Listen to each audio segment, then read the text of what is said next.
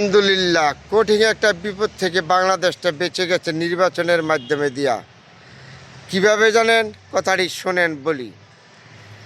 এক হইল 17 বছর আমরা জনগণ কথা বলতে পারছি না, গণতন্ত্র ছিল না, মৌলিক অধিকার ছিল না, তারা হয়রান করে নিয়ে গেছিল একটা দল। তখন তাগর এই 24 সালে তাগর পতন আসছে, এখান থেকে বাঁচলাম।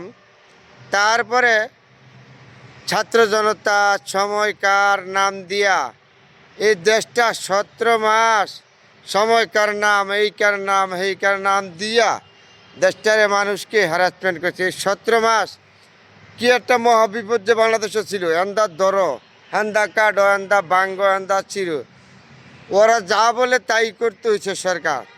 যে তত্ত্বাবধান সরকার ইন্নুত ছিল, ইন্নুচ্ছাপ করার কিছু ছিল না। পুলিশের যারা উপদেষ্টা ছিল তাদের দায়িত্ব পালন করার কিছুই ছিল না। এই সংস্কার মমস্কার, এ আল জাজি, ইনকালাব, কত সুন্দর সুন্দর নাম নিয়ে আসছে।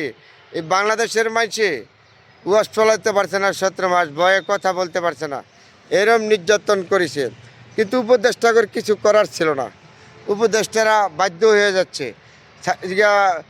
প্রধান উপদেষ্টার যমুনা ঘেরাও করে, এই ঘেরাও করে, রাস্তা ঘেরাও করে, এই ছাত্র সংস্কার নাম দিয়া, ছাত্র সময়কার নাম দিয়া এই দেশটারে লুটপাট করে শেষ করছে। তারপরে আবার এনসিটি নাম দিচ্ছে, এনসিটির সময়কার দিয়া বাসা বাড়িতে মানুষের হামলা সামলা ভাঙচুর।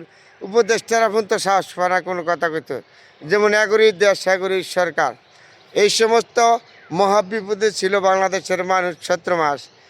তারপরে এই নির্বাচনের মাধ্যমে দিয়ে বাংলাদেশের মানুষকে কিছু দিয়েছে। কিছু আছে বিদেশের বাড়িতে বৈশা, ইনকালাব মঞ্চ, আল জাজিয়া, কত কিছু নাম বাংলাদেশে। এই মানুষগুলিকে 17 মাস বিরক্ত করছে। এই বিরক্তকে এই নির্বাচনের মাধ্যমে বেঁচে গেছে। দোয়া করি আল্লাহ যেন এই বাংলাদেশের মানুষকে সুস্থ রাখে, ভালো রাখে। যেমনই হোক, এখন দেশে গণতন্ত্র ফিরে আসছে, নির্বাচিত সরকার আছে। আমাদের এইটাই চিন্তা যেন আমাদের জন্য, জনগণের জন্য এখন যদি কল্যাণ হয়, এটি দোয়া করি। বর্তমানে নির্বাচিত সরকার বাংলাদেশে আছে, কোনো সমস্যা নাই।